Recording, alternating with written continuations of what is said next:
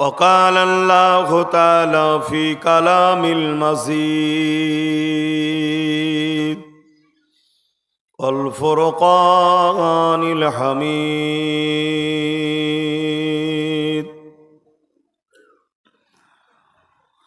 وما خلقت الجن والإنس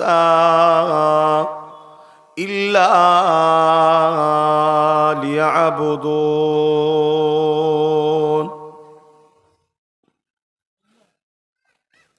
وقال النبي صلى الله عليه وسلم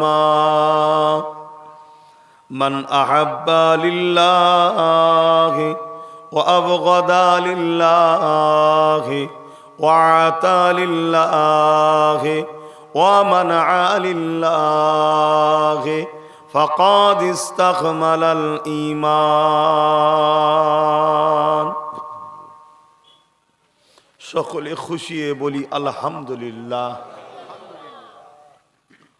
আল্লাহ পাকের দরবারে শুকরিয়া, আল্লাহ পাক আমাদের ঘরে এমন একটা মাহফিলে বসিয়েছেন যে মাহফিলে বসার কিন্তু আমরা উপযুক্ত নয়, আমরা কেউ উপযুক্ত নয়। আমি আমার কথা বলছি, এই নবীর মেম্বারে উঠে দ্বীন ইসলামের কথা বলার উপযুক্ত আমি নই, কিন্তু আমার আল্লাহ বড় দয়া করেছে আমার উপরে, আমাকে এই সুযোগটা দিয়েছে। যা আমার নবীর মেম্বারে উঠে আমার ও আমার হাবিবের কিছু কথা মানুষকে শোনা, তাই আমি শুকরিয়া আদায় করে বলি আলহামদুলিল্লাহ। আমি জানি না আমার কোন কাজটা আল্লাহ পছন্দ হয়েছে, যার জন্যে এত পাপী হওয়ার পরও, এত অধম হওয়ার পরও আল্লাহ আমাকে সুযোগ দিয়েছে। ঠিক তেমনি আমরা যে জায়গায় বসেছি এ জায়গায় বসার উপযুক্ত আমরা নয়, এটা জান্নাতের বাগান, এটা জোরে বলুন সুবহানাল্লাহ। জানি না আল্লাহ আমাদের কোন কাজকে পছন্দ করেছেন, যে কাজের দরুন আল্লাহ বলেছে বান্দা গুনাহ তো হয়েছে তোদের, যা কোরআনের মাহফিলে গিয়ে বস, আমার হাবিবের আলোচনার মাহফিলে গিয়ে বস। আমি আল্লাহ মাহফিলে বসার দরুন তোদের ছোট ছোট গুনাহগুলো এমনি মাফ করে দেবো, জোরে বলুন সুবহানাল্লাহ। আল্লাহ নবী আরো জানিয়েছেন, যখন কেউ কোরআনের মাহফিলে গিয়ে বসে, দ্বীন ইসলামের মাহফিলে বসে, আমার আল্লাহ তাদের উপরে রাজি ও খুশি হয়ে যায়, জোরে বলুন সুবহানাল্লাহ। কিন্তু হায়, এরপরও আমার কওমের কিছু ছেলে আছে, তাদের কোরআনের মাহফিলে বসা নসিবে হয় না। আমরা পাপী গুনাহগার, কিন্তু আল্লাহ পছন্দ করে, তার নমুনা এটা। কিন্তু আমাদের কিছু ভাই আছে, কিছু ছেলে আছে, কিছু বাপ আছে, সুস্থ থাকার পরও তারা এই কোরআনের মাহফিলকে পছন্দ করে না, দ্বীন ইসলামের আলোচনার মাহফিলকে পছন্দ করে না। কেন? দুনিয়াতি তাগুতি শক্তির তারা দলদাস হয়ে গেছে। দুনিয়ায় যারা ইসলামের দুশ্মন, নবীর দুশ্মন, আল্লাহর দুশ্মন, তাদের সঙ্গে তারা বন্ধুত্ব সম্পর্ক করে তাদের অন্তরটা আস্তে আস্তে মরে গেছে। আল্লাহ তাদেরকে তাই এই মাহফিলের সুযোগ দেয় না। তাই আল্লাহ আমাদেরকে সুযোগ দিয়েছে, তে আমরা খুশি না বেজার? তাই আরো একবার বলা যাবে না আলহামদুলিল্লাহ? আহা, শবে মেরাজের মাস চলছে, রজব মাস, তাই তো নাকি? এই মাসে আল্লাহ দোস্ত নূর নবী, দয়ান নবী, হায়াতুন নবী, সাফাআতুন নবী, মেরাজওয়ালা নবী, রাহমাতাল লিল আলামিন নবী, নবীর আমার নবী পাক আল্লাহর বন্ধু নবী, আল্লাহর দাওয়াতে তামাম কায়নাতের নবী তো তিনি না, বারজাখি জগৎ থেকে শুরু করে, রুহানি জগৎ থেকে শুরু করে সমস্ত কায়নাতকে আল্লাহ তিনি দেখাবেন এবং নিজেরও দিদার দিবার জন্য দাওয়াত দিয়েছিলেন, জোরে বলুন সুবহানাল্লাহ। সেই মাস, এটা বড় নিয়ামতের মাস। আল্লাহ রজব মাসকে বলেছে এটা আমার মাস, বললেন না সুবহানাল্লাহ? আচ্ছা, সুবহানাল্লাহ বললে কি আমাদের কষ্ট হয়, গুনাহ হয়? একবার সুবহানাল্লাহ বললে জান্নাতে একটা তার নামে গাছ রোপণ করা হয়। জোরে বলুন সুবহানাল্লাহ।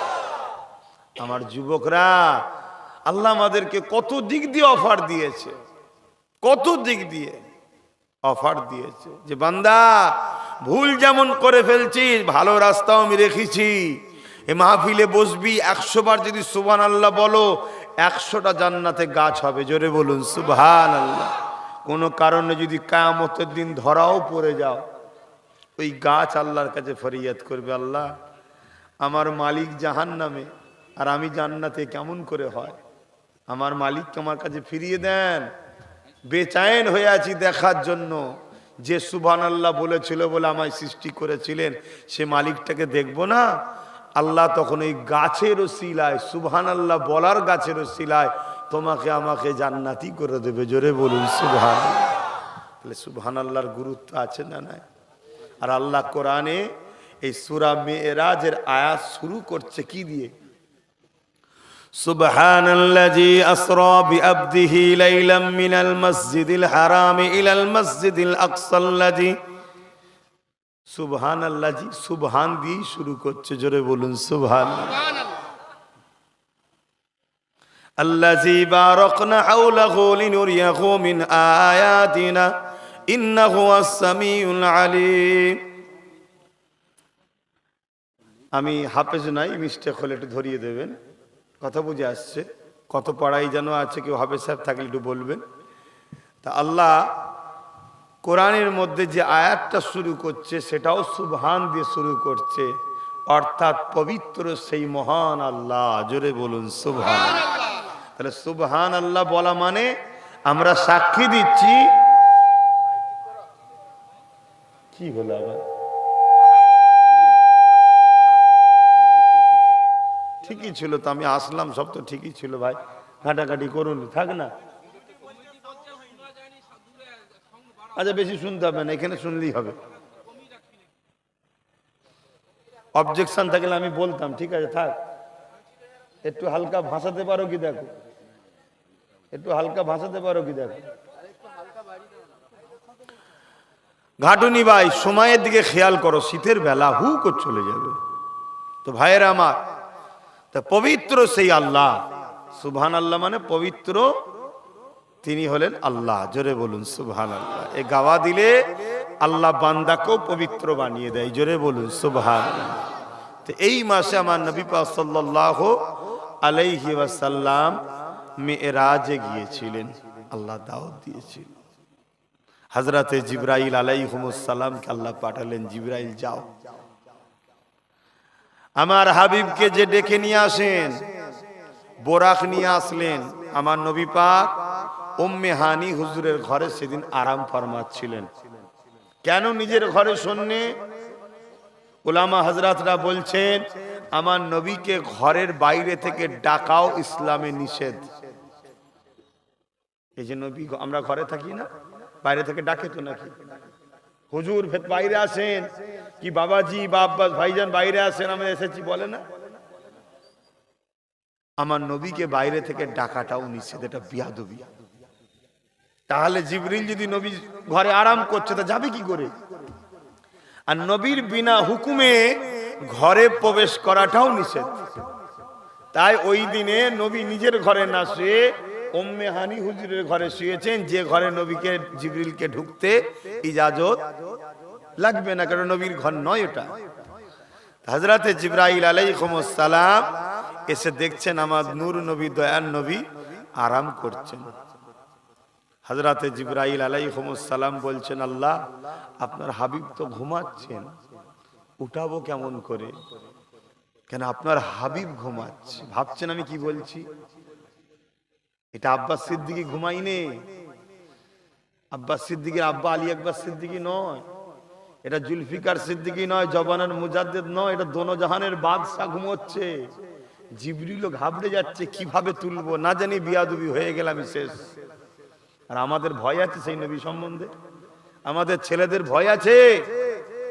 নবীর মাহফিল হয়, আমাদের যুবকরা মেলায় গিয়ে হই হই করে, আজ নাই এখানে নেই, কিন্তু অন্য জায়গায় হয়তো নাকি একবার ওদের দিলে ভয় আছে যে আমার নবীর কথা হচ্ছে ওখানে, আমি এখানে হই হই করছি, বেঈমান হয়ে যাব না তো? আমি একটু কড়া কড়া কথা বলি বলে কিছু বক্তা মৌলী সাহেব আবার আমার কথা গেলে ক্রিটিসাইজ করে। বক্তা মৌলী সাহেব না, আম মানুষের কথা ছেড়ে দেন। আমি এমনি বলিনি, অনেক কিছু ডিপ চিন্তা ভাবনা করিয়ে। আরে আমি বলার কি, আল্লাহ বলিয়ে লাই। যে নবীর ঘরে ঢুকতে নবীকে জাগাবার আগে জিবরাইল ভাবছে, সেই নবীর কোন জায়গায় কথা হবে, নবীর মহাব্বত দিলে থাকবে যাদের, তারা কি সেই মাথাকে অমান্য করে দূরে থাকতে পারবে? মেলায় থাকতে পারবে, চায়ের দোকানে গল্প করতে পারবে, ইদি কুদি আড্ডা দিতে পারবে? সে তো আদবের সাথে এসে বসে বড় ভীত সন্তুষ্ট হয়ে শুনবে, আহা আমার নবীর কথা হচ্ছে, আহা আমার নবীর কথা হচ্ছে। আর নবীর যখন মাকামের কথা হবে, ওর চেহারায় হাসি আসবে, ও চিৎকার দিয়ে বলবে আল্লাহু আকবার, সুবহানাল্লাহ বলবে। আর নবীর যখন কষ্টের কথা হবে, ও চোখ দিয়ে ঝরঝর করে পানি বেরোবে, আহা আমার মাহবুব কত কষ্ট করেছে। এইটি তো প্রেমের পরিচয়। শুধু নবীর উম্মত দাবি করে দিলি হয়ে গেল নাকি? হ্যাঁ, 5 ওয়াক্ত মসজিদ থেকে ঘুরে এসে মনে করছে আমি বিরাট মুসলমান। না বাপ, নামাজের সাথে ইমানের সাথে দেখে বোঝা যায় না। নবীর প্রেম আদব দিয়ে ইমান বোঝা যায়। নামাজ তো ইমাম হোসাইন হুজুরকে যারা শহীদ করতে এসেছিল কারবালায়, 22,000 লোক, তারাও তো নামাজ পড়েছে। কি পড়েছে না পড়ে না বলো? হ্যাঁ, আর ইমাম হোসাইনও নামাজ পড়েছে। তুই নুই নামাজের মধ্যে পার্থক্য কি?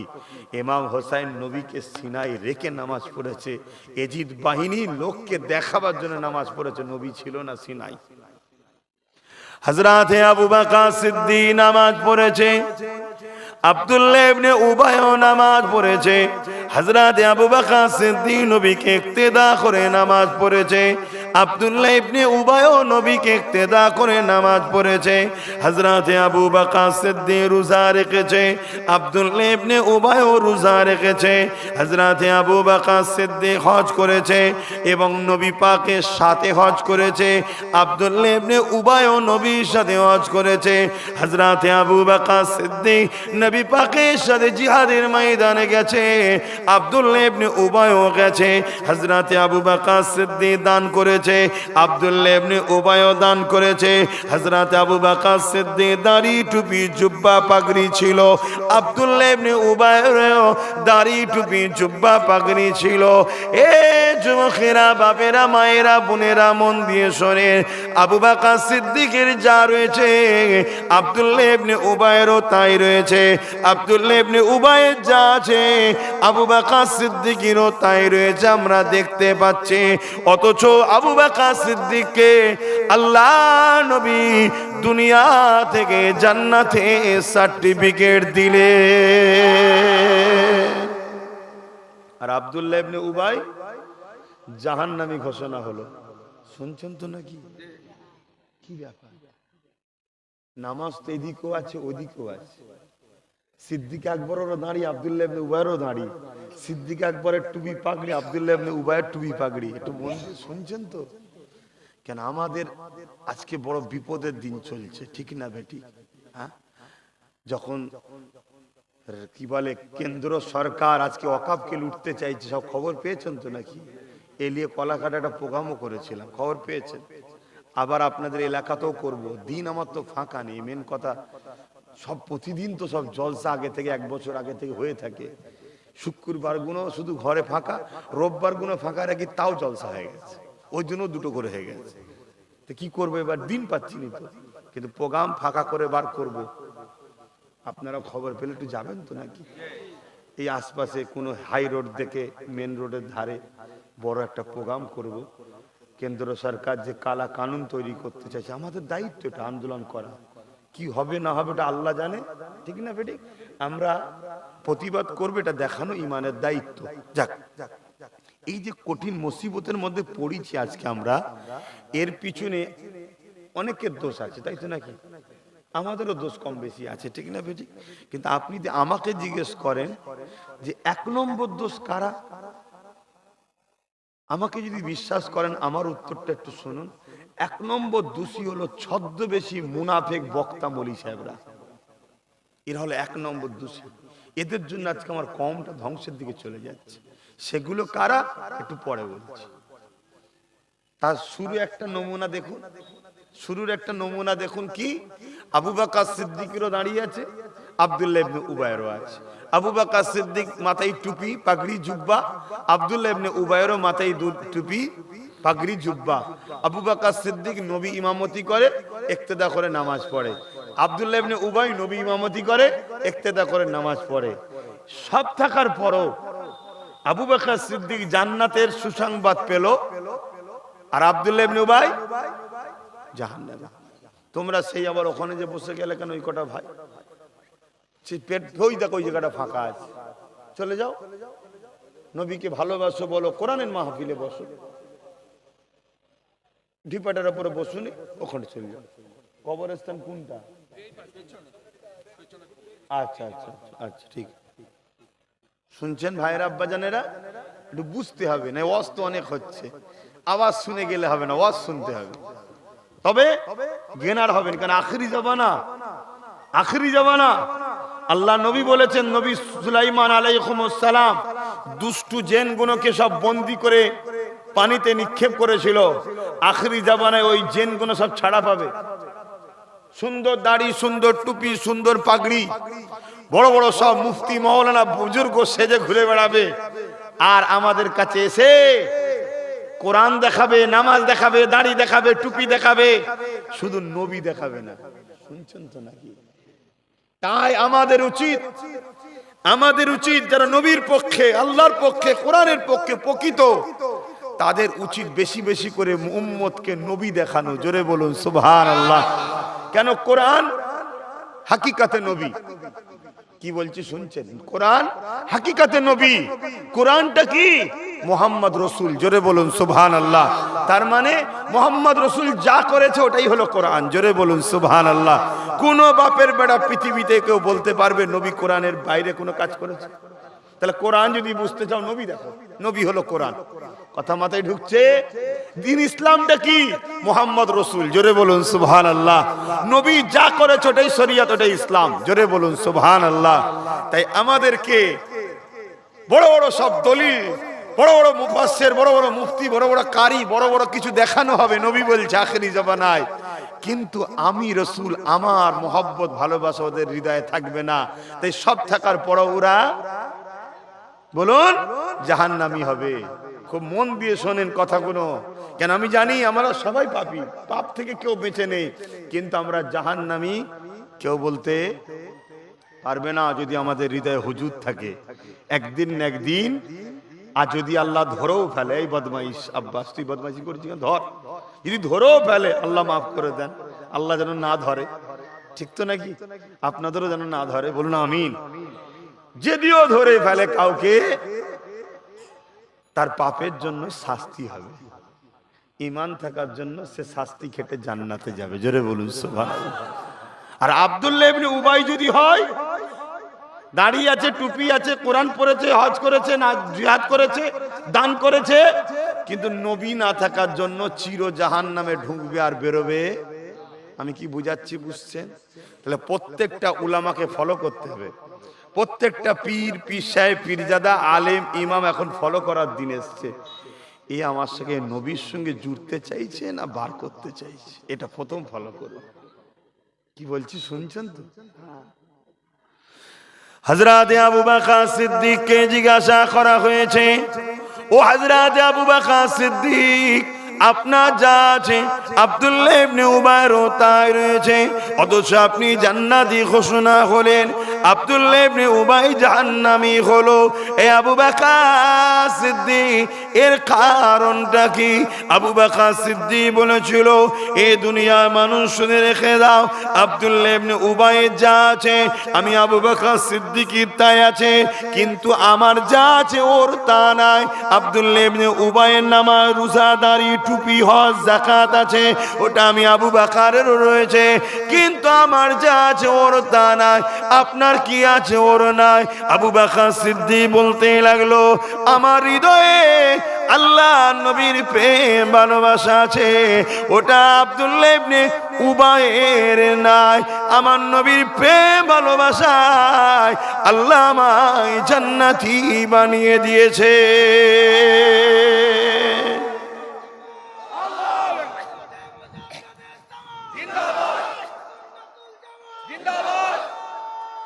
আল্লাহু আকবার।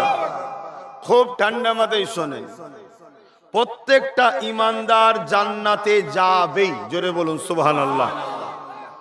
প্রত্যেকটা ইমানদার জান্নাতে যাবেই।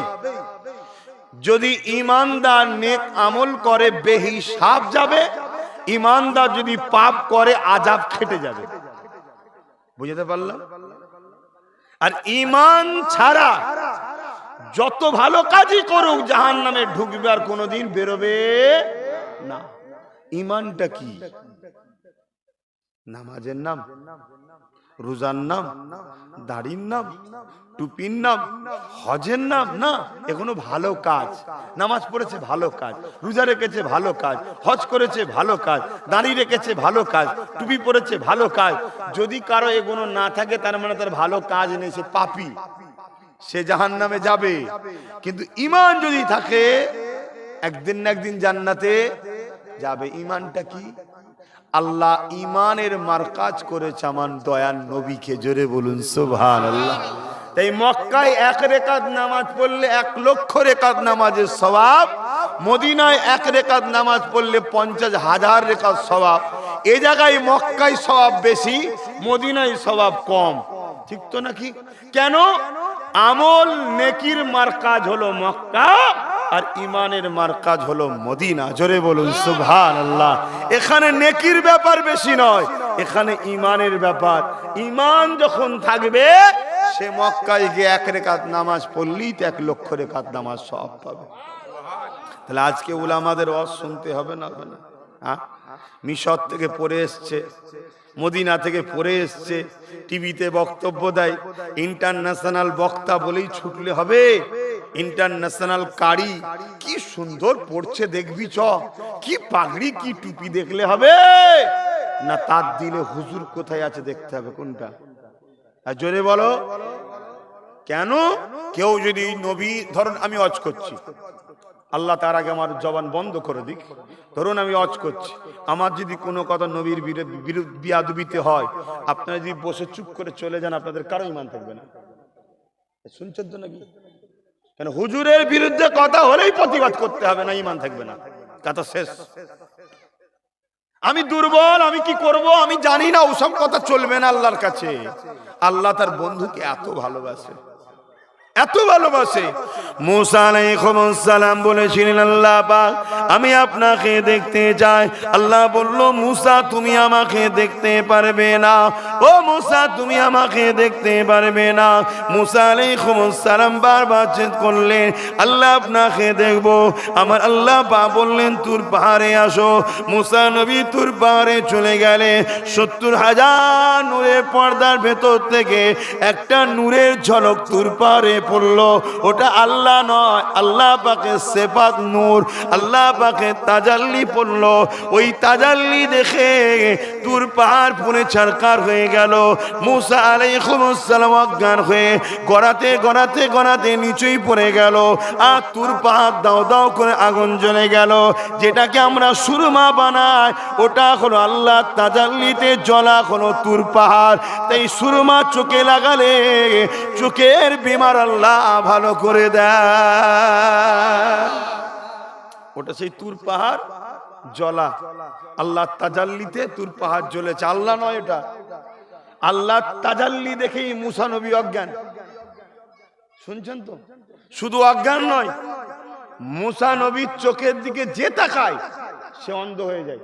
কেন? ওই চোখে আল্লাহ তাজাল্লিকে অ্যাকসেপ্ট করেছে। শুনছেন তো নাকি?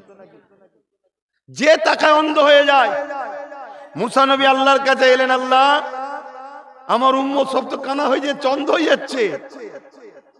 আমার আল্লাহ বললেন, তুমি নিজের চোখের সামনে পর্দা ঢেকে লাও, পর্দা করে লাও। মুসা নবী পর্দা করে পরিবারের কাছে গেছে। স্ত্রী বলছে, হুজুরে কি অবস্থা, কি হয়েছে? বলছে, প্রাণের স্ত্রী এই এই ঘটনা। আমি সংক্ষেপ বলছি, কেন একটু মেয়েরাজের কথা দু কথা বলবো, কি শুনবেন তো নাকি? এই জন্য একটু সংক্ষেপ শোনাতে হচ্ছে কোনো। এই এই অবস্থা। মুসা নবীকে স্ত্রী বলছে, হুজুর আপনি কাপড় তোলেন, চোখের পর্দা তোলেন। কেন? তোমার চোখের জ্যোতি চলে যাবে। মুসা নবীর স্ত্রী বলছে, আহা আল্লাহ তো দেখতে পাইনি, যে চোখ আল্লাহর তাজাল্লি দেখেছে ওই চোখ দেখে দোয়ের স্বাদ ভোলে মিটে, একটা কথা আছে না, একটু তো অন্তরের খিদে মিটুক, তা আপনি তুলুন। তা আমি একটা চোখ বন্ধ করে একটা চোখে দেখি, একটা চোখ যাই যাক, কিন্তু আল্লাহর তাজাল্লি তো একটু দেখি। জোরে বলুন সুবহানাল্লাহ। মুসা নবী চোখের পর্দা তুলেছে, আর স্ত্রী এক চোখ বন্ধ করে এক চোখে তাকিয়েছে, সঙ্গে সঙ্গে চোখ চলে গেছে, সঙ্গে সঙ্গে চলে গেছে। কিন্তু স্ত্রী বলছে, হুজুর আমার চোখ যাই যাক, কি যে নিয়ামত, আর এক চোখ দিতে রাজি, আবার একবার তুলুন। জোরে বলুন সুবহানাল্লাহ। আবার দেখেছে দু চোখ চলে গেছে। মুসা নবী তুর পাহাড়ে এসেছে, ও আল্লাহ আমার স্ত্রী যদি চোখ চলে যায় তা তো সর্বনাশ, আল্লাহ আপনি ফিরিয়ে দেন। আমার আল্লাহ পাক তিনি তিনার স্ত্রীর চোখকে ফিরিয়ে দিলেন এবং মুসা নবীকে মোজেজা দিলেন। যার যার চোখ গিয়েছিল হুজুর হাত লাগালেন, সবার চোখের রোশনি ফিরে এলো। জোরে বলুন সুবহানাল্লাহ। আর মুসা নবীর চোখে যে তাজাল্লি অ্যাকসেপ্ট করেছিল, আল্লাহ ওটাকে উঠিয়ে নিলেন। আর মুসা নবীর দিকে তাকালে আর চোখ যাচ্ছে না। জোরে বলুন সুবহানাল্লাহ। এই ক্ষমতার প্রকৃত মালিক কে? আল্লাহর ক্ষমতা আছে না নাই? এটা আকীদা রাখবেন। তো ভাইয়ের আমার, আমি যেটা বুঝাতে চাইছি, মুসা নবী আল্লাহকে দেখার শখ করলো, দেখতে পেল কি? পেল না।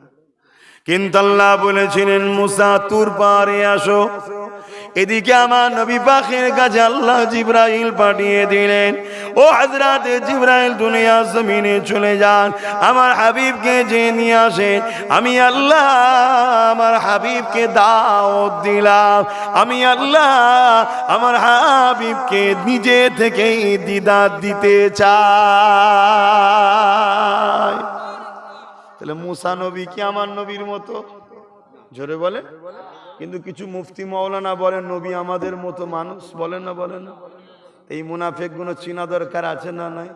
না ঈমান থাকবে না যাবে? এদের পাল্লাই পরে যতই নামাজ পড়বেন ঢুকবেন আর বেরোবেন না, কেন ঈমান নাই। দুটো হাত, দুটো পা, দুটো চোখ, কিডনি, হার্ট, এগুলো হচ্ছে সব আমল, এগুলো সব রয়েছে, কিন্তু শরীরের আত্মা নেই, জান নেই। এই শরীরের দাম আছে? বলুন। এই আত্মা জানটা হলো হুজুর ঈমান। কিছু বুঝে আসছে? আর দুটো হাত, পা, চোখ, এগুলো নামাজ, রোজা, হজ, যাকাত, দান, খায়রাত, ইসলামকে নিয়ে আমি বুঝালাম। বুঝাতে পারছি? তরুণেরা, আমার আব্বা জানেরা, মায়েরা, বোনেরা, এসেছি আপনার পীরের আওলাদ। এ যুবকেরা, এটা মাদানী বুরাজি মোস্তফা মাদানী দাদু জানের এলাকার মানুষ। আপনারা মনে রাখবেন, গুনাহ করবেন না, গুনাহ করবেন না, গুনাহ করবেন না। যদিও গুনাহ হয়ে যায়, বেঈমান হয়ে মরবেন না, কেন গুনাহগারের জন্য মাফের রাস্তা আছে। বেঈমানকে আল্লাহ মাফ করবে না। নবীর প্রেম, আদব, মুহাব্বত, এটা হলো ঈমান, এটা হলো সিনার পাওয়ার। যার দিলে যত নবীর প্রেম আদব আছে এবং আল্লাহর ভয় আছে, তার সিনার পাওয়ার তত রয়েছে। আর যে আল্লাহকে ভয় করবে, ওয়ালিমান খাফা মাকাম রাব্বিহি জান্নাতান, আল্লাহ সূরা রহমানে জানিয়ে দিলে আমি আল্লাহ তাকে একটা নয় দুটো জান্নাত দিয়ে দেব। এ যুবকেরা, তরুণেরা, আল্লাহকে যারা ভয় করে, আমার আল্লাহ পাক তিনি তিনার অন্তরের মধ্যে এমন একটা পাওয়ার দিয়ে দেয়, ওই পাওয়ারের কাছে পৃথিবীর সমস্ত জালিমরা ভয় করে। যার দিলে আল্লাহর ভয় আছে, জালিম তাকে ভয় করবে। এটা সিস্টেম আল্লাহ তৈরি করে দেয়। আর যার দিলে নবীর প্রেম আদব আছে, তার সিনাকে আল্লাহ মজবুত করে দেয়, ইমানের নূর দ্বারা আলোকিত হয়ে যায়। দুনিয়ার আগুন তো দূরের কথা, জাহান্নামের আগুন তাদের পুরাতে পারবে না। এ যুবকেরা, তরুণেরা, তাই হযরত জিবরাইল আলাইহিস সালাম বলতে লাগলেন, ও রব্বি আল্লাহ পাক, আপনার হাবিবকে কি করে উঠাবো? আপনার হাবিব ঘুমাতে লেগেছে। আমার আল্লাহ পাক জানিয়ে দিলেন, জিবরাইল রে, আমার হাবিবের কদমের কাছে বসে যাও। আমার হাবিবের কদমের নিচে জিবরাইলের মাথার শান একটা পালক রয়েছে, যেটা জিবরাইলের শান সম্মান। যেমন আমরা আমাদের দেশে দেখি এক একটা পুলিশের এক একটা স্টার দেয় না, এটা হলো শান। যে যত তবকার বড় তার ব্যাস থাকে, তাই তো? জিবরাইলের শান হলো ওই পলকটা। একটা জান্নাতি নূরের পলক আছে পাগড়ির মাথায়, যেটা জিবরাইলের সব থেকে শান মর্যাদা তোহফা। এটা বুঝতে পারছি তো? ওই শান মর্যাদা তোহফাটা নিয়ে আমার নবীর পায়ের নিচে তালুতে আস্তে আস্তে ভোলাও। জোরে বলুন সুবহানাল্লাহ।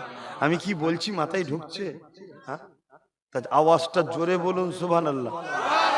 আমি কি বলছি বুঝতে পারছেন? জিবরিল হলো ফেরেশতাদের সর্দার, সমস্ত ফেরেশতাদের সর্দার, আর সেই সর্দারের সব থেকে শানওয়ালা জিনিস পালক, নূরের পালক মোস্তফা জানে রহমত সাল্লাল্লাহু আলাইহি সাল্লামের কদমে আল্লাহ বুলাচ্ছে আমার হাবিবের শানটা। বুঝতে পারছেন?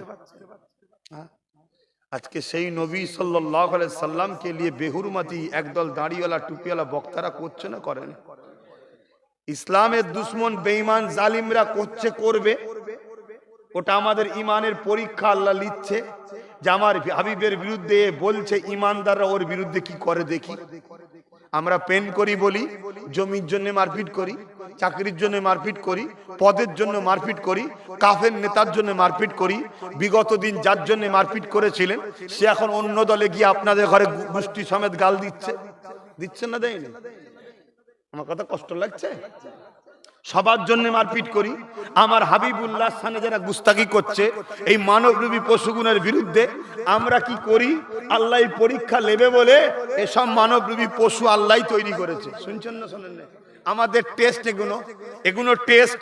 আমরা যদি এদের বিরুদ্ধে সংগ্রাম করি, লড়াই করি, যুদ্ধ করি, আমার আল্লাহ ওই যুদ্ধে যদি আমরা শহীদ হই বেহিসাব জান্নাত দেবে। জোরে বলুন সুবহানাল্লাহ। আর ওই যুদ্ধে যদি আমরা জয়ী হয়ে গাজী হই, দুনিয়াতে যতদিন থাকবো সম্মান পাবো, পরকালেও জান্নাত দেবে। জোরে বলুন সুবহানাল্লাহ। এ তো অফার। আমার শুনছেন তো নাকি? আমার বাপ জানেরা শুনছেন তো? এ তো অফার চলছে। কমসে কম যদি আমরা ওই জালিমকে অন্তর থেকে ঘৃণা করে তার থেকে দূরেও সরে যাই, মুখে প্রতিবাদ করি, ইমানটুকু বেঁচে যাবে। যদি প্রতিবাদ না করি ইমান থাকবে না। তাহলে আজকে যারা ওয়াকাফে হাত দিচ্ছে, মসজিদ মাদ্রাসায় হাত দিচ্ছে, মূলত তারা আমার নবীর দিন মানে নবীর বিরুদ্ধেই লাগছে, তাই তো নাকি? তাহলে ওদের বিরুদ্ধে আন্দোলনের দরকার আছে না নাই? যদি আন্দোলন না করি তাহলে ইমান আছে প্রমাণ দিতে পারবো না। আন্দোলন করতে হবে, কি হবে না হবে পরের বিষয়, কিন্তু আমাকে দেখাতে হবে আমি প্রেম করি, তাই তো নাকি? কিন্তু এর থেকেও বড় সমস্যা হলো আমাদের ঘরে সেজে বক্তা মৌলী সাহেব সেজে দাড়ি টুপি মাথায় দিয়ে শাসকের টাকা খেয়ে অত্যাচারী জালিমদের টাকায় তৈরি হওয়া বক্তা মৌলী সাহেব যারা আমাদের সিনার পাওয়ারকে কাটতে চাইছে, নবীর বিরুদ্ধে কথা বলে, এদের বিরুদ্ধে লড়াইটা করা হবে না? কথা বলছে না তো? কই লড়াই হচ্ছে? আমরা তো শুধু দেখছি প্রকাশ্য দুশ্মনদের বিরুদ্ধে লড়াই হয়, ছদ্মবেশী বন্ধু সুরাতে মুনাফেক যারা, তাদের বিরুদ্ধে কই কথা হয়? কই উলামারা কথা বলে? আমার কথা কষ্ট নিচ্ছে না? আমার এই আলোচনায় আপনাদের অসুবিধা হচ্ছে? আমি তো এইটাই তো আপনাদেরকে বুঝাতে চাইছি যে আমাদের সিনায় যতদিন পাওয়ার থাকবে, পৃথিবীর সব সুপার পাওয়ার এক জায়গায় হয়ে গেল আমাদেরকে মিটাতে পারবে না। তার একটা চাক্ষুষ প্রমাণ আপনাদেরকে দিয়ে যাচ্ছি। পুরো পৃথিবীর সুপার পাওয়ার গুলো এক জায়গায় হয়ে প্যালেস্টাইনের বিরুদ্ধে দীর্ঘ বছর ধরে লড়াই করছে। পৃথিবীর সুপার পাওয়ার গুলো লক্ষ কোটি মিলিয়ন বিলিয়ন কোটি ডলার টাকা খরচ করার পরও প্যালেস্টাইন বাসীকে এখনো নত করতে পারেনি। জোরে বলুন সুবহানাল্লাহ। কারণ কি? প্যালেস্টাইন বাসীর হাতে না পারমাণবিক শক্তি আছে, না ট্যাঙ্কার আছে, না যুদ্ধের সামরিক জাহাজ আছে, অথচ পৃথিবীর সুপার পাওয়ার যাদের কাছে পারমাণবিক শক্তি আছে, ট্যাঙ্কার আছে, যুদ্ধের জাহাজ আছে, মিসাইল আছে, সব থাকার পরেও প্যালেস্টাইনবাসীর কাছে পারছে না কেন? একটাই কারণ, এদের কাছে সব থাকতে পারে কিন্তু প্যালেস্টাইনবাসীর কাছে যেটা আছে সেটা এদের কাছে নয়। এদের কাছে বোম থাকতে পারে, AK-47 থাকতে পারে, এদের কাছে পৃথিবীর সুপার পাওয়ার এক হতে পারে, এদের কাছে পারমাণবিক শক্তি থাকতে পারে, জেট ফ্লাইট থাকতে পারে, বিমান থাকতে পারে, রকেট থাকতে পারে, পারমাণবিক শক্তি থাকতে পারে, মিসাইল থাকতে পারে, ম্যান পাওয়ার থাকতে পারে, মানি পাওয়ার থাকতে পারে, কিন্তু প্যালেস্টাইনবাসীর কাছে এখনো কিছু নেই। একটা পাওয়ার আছে, ওই পাওয়ারটা হলো সিনার পাওয়ার। ওদের সিনায় আল্লাহর ভয়, আল্লাহর উপরে বিশ্বাস আর নবীর প্রেম ও আদব আছে। জোরে বলুন সুবহানাল্লাহ, আরো চিৎকার দিয়ে বলুন সুবহানাল্লাহ। ইয়া রাসূলুল্লাহ, তাই আমি বুঝাতে চাইছি, আপনাদের যতদিন সিনাই পাওয়ার থাকবে, পৃথিবীর সব জালিমরা মিলেও আপনাদের মিটাতে পারবে? কথা বলুন। এই সিনার পাওয়ারটাকে বার করার জন্য জালিম হুকুমাতরা পৃথিবী জুড়ে যুগ যুগ ধরে মুনাফেক বক্তা, মুনাফেক মুলি সাহেব, মুনাফেক পীর সাহেব, মুনাফেক পীরজাদাদের অর্থ দিয়ে তাদের ঘরে আপনাদের কাছে পাঠিয়েছে। তারা নামাজের আলোচনা ঘন্টা ঘন্টা করবে, রোজার আলোচনা ঘন্টা ঘন্টা করবে, যাকাতের আলোচনা ঘন্টা ঘন্টা করবে, শুধু আমার নবীর কথা শোনাতে চাইবে না। শুনছেন তো নাকি? কেন? নবীর কথা শুনলেই প্রেম বাড়বে, প্রেম বাড়লেই সিনার পাওয়ার বাড়বে। আর যদিও বা নবীর নাম লেয়, এমন ভাবে লেবে যেন নিজের ভাইকে ডাকছে, তুচ্ছ তাচ্ছিল্য করে। শুনছেন তো নাকি? নবীর সম্মান মাখাম দিতে চাইবে না, উপরন্তু আবার নবীকে শান ছোট করতে চাইবে। এমনও কথা শোনা যায় না নবী মরে গেছে, কি শোনা যায় না? যায় না। এরা হলো জালিমদের অর্থে পরিচালিত বক্তা, আমাদের সিনার পাওয়ার কাটতে চাইছে। তাহলে এদের বিরুদ্ধে লড়াইটা কারা করবে? কথা বলছেন না কেন? করবেন না লড়াই? করবেন না লড়াই? তা আগামী দিন ফুরফুরা শরীফ আহলে সুন্নাত ওয়াল জামাতের পক্ষ থেকে শানে মুস্তাফা সাল্লাল্লাহু আলাইহি সাল্লামের কনফারেন্স হবে বিভিন্ন জায়গায়। আমার নবী শানলে শুধু আলোচনা হবে সেখানে, কোরআন থেকে হাদিস থেকে আমার আল্লাহ নবীকে কত শান আলা করেছে, সেসব প্রোগ্রামে আপনাদের যেতে হবে না? হবে না? সেখানে গিয়ে তাকবীর দিতে হবে, আল্লাহর তাকবীর, নবীর তাকবীর দিতে হবে। কথা বুঝে আসছে? এবং গুস্তাগে রাসূলদের ওখান থেকে হুঙ্কার দিতে হবে, শুধরে যাও, সাবধান হয়ে যাও, নাই তোমাদের বিরুদ্ধে আমরা যুদ্ধ করব, দাড়ি টুপি পাগড়ি থাকলেও তোমাদেরকে ছাড়বো না। ঠিক না বেঠিক? হ্যাঁ, মাথায় ঢুকিয়ে নেন। কেন? সিনার শক্তি যদি চলে যায় সব শেষ হয়ে যাবে। বাবেরা, নওজোয়ান তরুণেরা, আর এক রাতের মধ্যে রয়েছে আল্লাহ পাক জিবরাইল আলাইহিস সালামকে বলেছিলেন, ও জিবরাইল, আমার হাবিবের কদমে বসে যাও, আমার হাবিবের কদমে আস্তে আস্তে চুমা দিতে থাকো।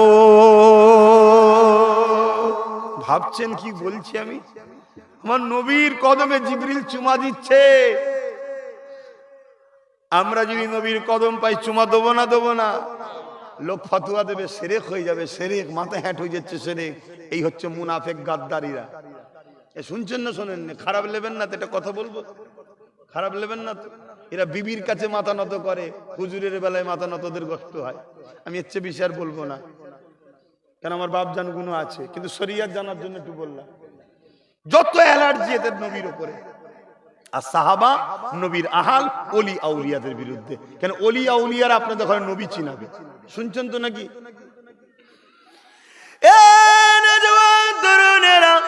আল্লাহ নবী, নবী দয়া নবী উঠে বসলেন, হযরত জিবরাইল সালাম দিলেন, আল্লাহ নবী সালামের জবাবটা দিয়ে দিল। হযরত জিবরাইল কে আমার নবী পাক বলতে লাগলেন, ও হযরত জিবরাইল, কি খবর নিয়ে এসেছো? হযরত জিবরাইল বললেন, ইয়া রাসূলুল্লাহ, ইয়া হাবিবাল্লাহ, মুবারকবাদ আপনাকে, মুবারকবাদ আপনাকে।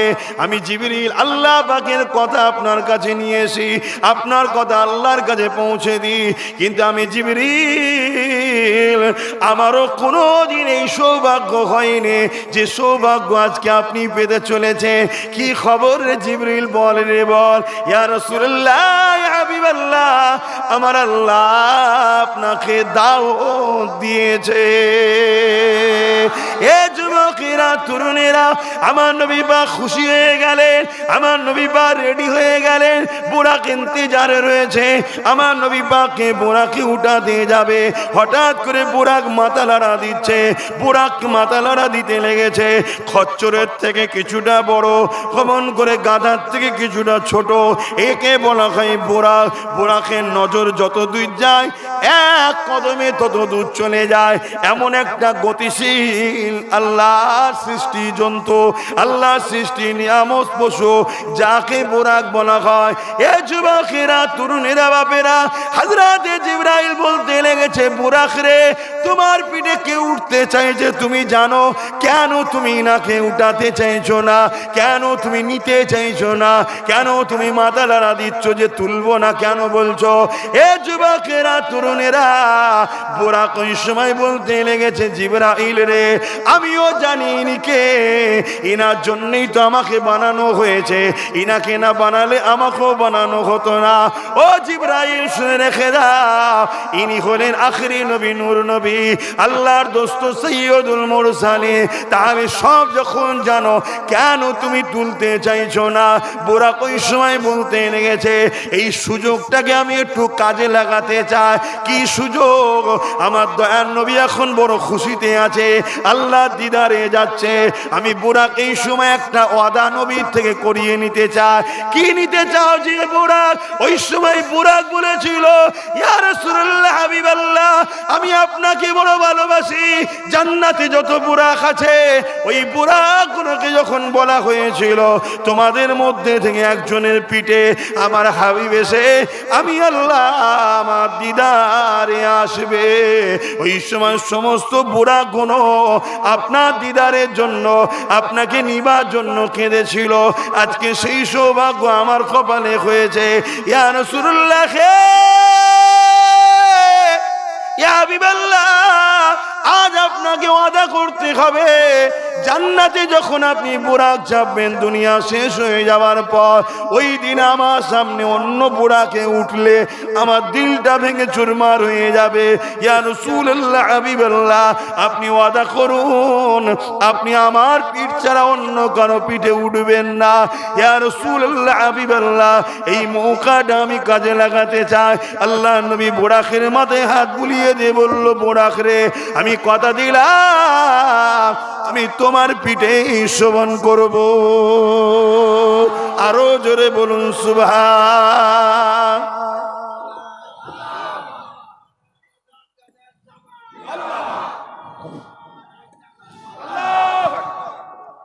ভাবুন, আমরা মানুষ শ্রেষ্ঠ মখলুক, বোরাকের থেকেও মানুষ শ্রেষ্ঠ। আজকে মানুষে নবী চিনতে পারলাম না। মানুষে নবীর ইউনিফর্ম পরে মৌলানা মুফতি পীর সাহেব দাবি করে নবীর কথা উম্মতকে শোনাতে চাইছি না, নবীর বিরুদ্ধে কথা বলছি। আর আমরাও এমন উম্মত হয়েছি, নবীর দুশ্মন গুণের মুখের দিকে তাকিয়ে তাকিয়ে বসে থাকবো। আমরা কথা বলেন, বসে থাকবো? ইমান ঠিক করুন, মজবুত হন আমার আব্বা জানেরা, আম্মা জানেরা, ভাইয়েরা, বোনেরা, মজবুত হন। দুনিয়া দুদিনের, কার কখন নিঃশ্বাস চলে যাবে কেউ জানে না। কবরে কিন্তু ভাইটাল মোহাম্মদ রাসূলুল্লাহ সাল্লাল্লাহু আলাইহি সাল্লাম।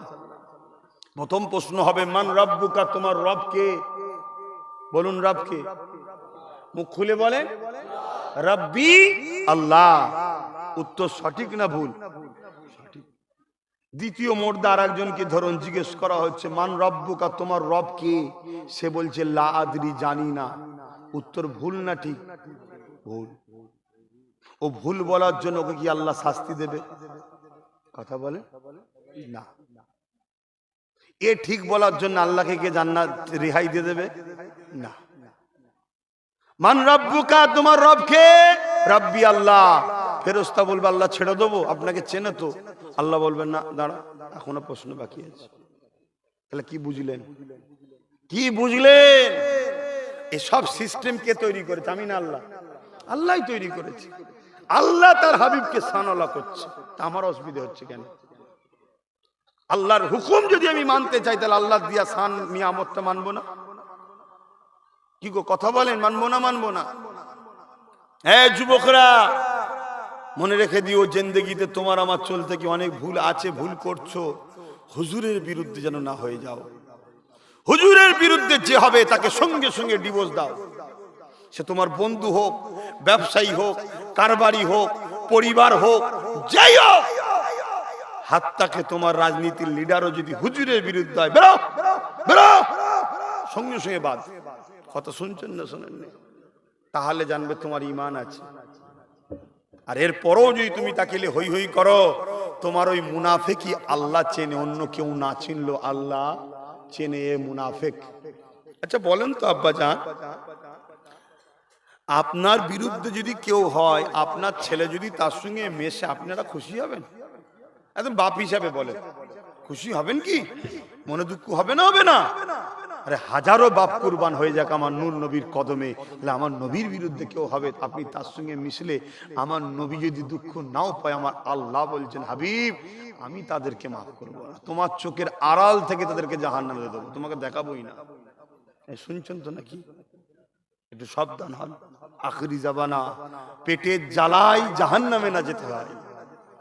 কিছু না থাকে পানি খেয়ে পেট ভরিয়ে রাখে, রোজা রেখে পেট ভরিয়ে রাখে, কি বলে শুকিয়ে থাকেন, গাছের পাতা খান, গাছের পাতা খান, যদি আল্লাহ খাওয়ায় ওইটাই খেয়ে থাকুন। নানা রকম কাঁচা সবজি শাক খাওয়া যায় না, যায় না, কিন্তু তা বলে নবীর বিরুদ্ধে গিয়ে কুরমা পুলুয়া খেয়ে হারামে খেয়ে জাহান্নামে যাওয়ার দরকার, এটা মনে রাখবে। আত্মীয়তা করছে, আত্মীয়তা বিয়ে বাড়ির দাওয়াত দিয়েছে, হুড়মুড় করে চলে যাচ্ছ, গপাগপ যে খেয়ে চলে এসছো, কে দাওয়াত দিল? তোমার আত্মীয় হয়তো কি হয়েছে খোঁজ নিয়েছো, সে তোমার নবীর পক্ষে না বিরুদ্ধে? খোঁজ নিয়েছো? দেখো দেখো, আমি আমার কথা বলছি, এমন এমন বাড়ি থেকে বিয়ের দাও সবাই চলে যায়, আল্লাহ শুকরিয়া, অহংকার নয়, এক ঘরে হয়ে থাকবো তাও ভালো, খাবার দরকার নেই, আল্লাহ কম খাওয়াচ্ছে। এই তো বাড়িওয়ালা কত কি করেছিল, ফল টল এটা সেটা করেছে, খেলাম, শুধু বসে মনে দুঃখ পাবে। 3 কুয়া কি 4 কুয়া, এখন কি ফল চলছে জানেন? কমলা লেবু, সিজনের ফল খেতে হয়, মনে দুঃখ পাবে, খেলাম। যত কম খাবেন তত ভালো থাকবেন, এটা মাথায় ঢুকিয়ে নেন। যত কম খাবেন তত ভালো থাকবেন। আগেকার মানুষরা 100 বছর 110-15 বছর ব্যস্ত, আপনারই দাদুরা বেঁচে থাকতো, ঠিক না বেটি? আপনার এলাকা অনেক বুড়ো এখন আছে, হয়তো 95, 90, 100 বছর বয়স। কেন? কম খেয়েছে। যত কম খাবেন তত ভালো থাকবেন, আর যত বেশি খাবেন তত ঘরটা আস্তে আস্তে ডাক্তারি ওষুধখানা ফার্নিশ হয়ে যাবে। আমার কথা নিতে পারছেন তো নাকি? হ্যাঁ। আর তেল ছোঁবেন না, তেল দেবেন না, বিনা তেলের তরকারি খান। ওই তেল নয়, বিষ, জানবেন ওটা বিষ দিচ্ছেন। সরষে তো বলছে, সয়াবিন তেল তো বলছে, ওটা পুরো বিষ একটা। এবার একদিনে ছাড়তে পারবেন কি? পারবেন না। আস্তে আস্তে কমান, আস্তে আস্তে কমান, আস্তে আস্তে কমান, আস্তে আস্তে কমান। একদিন আপনার সামনে আপনার পরিবার দেখবেন তেল ছাড়া তরকারি দেবে, আপনি খেয়েও বুঝতে পারবেন না, এর তেল দিয়ে আরো টেস্ট লাগবে, তখন দেখবেন ওইটাই ভালো লাগছে। কথা কি খারাপ লাগছে? কেন? মুখ বড় খাতারনাক জিনিস ভাই, একে যদি কন্ট্রোল না করা যায় এ জাহান্নামে নিয়ে যাবে। আগে 70% পাপ হয় মুখের জন্য, 70% পাপ হয়। 100-র মধ্যে 70% আসামি হচ্ছে, বুঝতে পারছেন তো নাকি? হ্যাঁ, আল্লাহ আমাকেও হিদায়েত করেন, আমাদেরকেও হিদায়েত করেন, বলুন আমিন। তা আমি কি কথা বলছিলাম? বোরাক তাহলে এই বাহানায় রেডি। কেন? সুযোগে থাকতে হয়, ঠিক তো নাকি? কেন এখন হুজুর যে খুশিতে আছে আল্লাহ দিদারে, এখন যেটাই বলবো, আরে বাবা চ চ, ঠিক আছে যা। এজন্যে বুড়াক দেখছে এই একটা সুযোগ হুজুর কাছে এই নিয়ামতটা নিয়ে নিবার, যে আপনি আমার পিঠে চাপবেন, অন্য কারো পিঠে চাপবেন না। আল্লাহ নবী তার মাথায় হাত বুলিয়ে বলল, ঠিক আছে যা, আমি তোর পিঠেই চাপবো। বুড়াক আমার হুজুরকে তুলে একদম দ্রুত গতিতে রওনা দিলেন। জোরে বলুন সুবহানাল্লাহ। ওখান থেকে মদিনা শরীফে এসেছিলেন, অনেক বড় কথা, মদিনা শরীফে এসেছিলেন, কথা বুঝে আসছে। ওখানে 2 রাকাত নামাজ, ওখান থেকে একটা একটার পর একটা নবী আলাইহিস সালামের দরবার, এমনকি যেখানে হযরত ঈসা আলাইহিস সালাম জন্ম হয়েছিলেন, প্যালেস্তাইনের মধ্যেটা আছে, ওই জায়গাতে আমার হুজুরকে নিয়ে গেলেন, নিয়ে গিয়ে সেখানেও 2 রাকাত নামাজ পড়ালেন। অনেকে বলে না ওলি আল্লাহদের দরবারে যাওয়া যাবে না, বলে না ওলি আল্লাহদের দরবারে গিয়ে সে জায়গায় আল্লাহর মাহবুবদের দরবারে গিয়ে 2 রাকাত নামাজ নফল পড়া এটা নবীর সুন্নত। জোরে বলুন সুবহানাল্লাহ। কার সুন্নত? আমার নবীর সুন্নত। তাহলে আমাদের ঘরে এরা কেমন গুমরা করছেন দেখছেন। ওলিদের ফয়েজ নেবে, এই হিজলিতে আল্লাহর ওলি আছে। আমার দাদা, আপনাদের দাদা, আপনাদের তো নাকি হাজী মোস্তফা মাদানী রহমাতুল্লাহ আলাইহি মেদিনীপুর টাউনে যাবে, যে আল্লাহর কিবলামুখী হয়ে আল্লাহর জন্য 2 রাকাত নামাজ, কার জন্য? আল্লাহর জন্য। কি শুকরিয়া, আল্লাহ আপনার মাহবুবের কাছে আপনি এনেছেন, আপনার শুকরিয়া 2 রাকাত নামাজ পড়লাম নফল, পড়ে নিয়ে জিয়ারত করে দোয়া চাইবেন, ওটা কবুল হয়ে যাবে। জোরে বলুন সুবহানাল্লাহ। আর আজকে আমাদের ঘরে কি শিখাচ্ছে? ওলি আল্লাহদের দরবারে যাওয়া। একটা হাদিস শোনাচ্ছে, 3টে জায়গা ছাড়া জিয়ারতের উদ্দেশ্যে বেরোলে হারাম হবে। কি 3টে জায়গা? মক্কা শরীফ, মদিনা শরীফ, মসজিদে আকসা। আরে এটা তো নামাজের নিয়তে অন্য জায়গায় যাওয়ার নিষেধ আছে। আমার গ্রামে ছোট মসজিদ, শহরে পাকা মসজিদ, কেউ যদি বলে ওই মসজিদে গিয়ে নামাজ পড়লে সওয়াব বেশি হবে, এ মসজিদকে অপমান করা হলো, এটা যাওয়া হারাম। জিয়ারত কোথায় আর নামাজ কোথায়? কোথাকার হাদিস কোথায় জুড়ছে দেখেছেন? আপনারা মানুষ বুঝতে পারবেন। এই জন্য আমাদেরকে ফলো করতে হবে ওলি আউলিয়াদের বিরুদ্ধে যারা, তারা আমাদের নয়। কারণ আল্লাহ কোরআনে বলেছেন এবং নবী হাদিসে বলেছেন, যারা ওলি আউলিয়াদের বিরুদ্ধে, তাদের বিরুদ্ধে আমি আল্লাহ লড়াই করব, যুদ্ধ করব। জোরে বলুন সুবহানাল্লাহ। ওলি আউলিয়া কারা? যারা নবী সুন্নতে জিন্দেগি করে। জোরে বলুন সুবহানাল্লাহ। অর্থাৎ নবী যাদের কাছে আছে, কথা মাথায় ঢুকলো? সেই নবী। আসেন আমার নবী পাকের দিকে ফিরে যায়। আল্লাহ নবী মেরাজের দিকে রওনা দিলেন। আজকে যে প্যালেস্তাইনের মসজিদ, মসজিদে আকসা, ওই জেরুজালেমের মসজিদ, ওটা হলো আমাদের প্রথম কিবলা। এ নওজওয়ানেরা, মসজিদ আকসাতে আমার নবী পৌঁছে গেলেন। আমার নবী পাক গিয়ে দেখতে লেগেছেন সমস্ত নবী আলাইহিস সালামরা মসজিদে আকসাতে কাতার দিয়ে লাইন দিয়ে দাঁড়িয়ে রয়েছে। এ যুবকেরা, আজকে আমার নবীর আলোচনা হবে। এই জায়গায় প্রচার হয়েছে, পোস্টার করা হয়েছে, মানুষকে জানানো হয়েছে, তাই আপনারা সবাই এসে হাজির হয়েছেন। কিন্তু আমার নবী মসজিদে আকসায় যাবে। নবী আলাইহিস সালামরা কি করে জানলো? এক একটা নবী এক একটা দেশে কবর হয়েছে, এক একটা নবী এক একটা দেশে রওজা হয়েছে।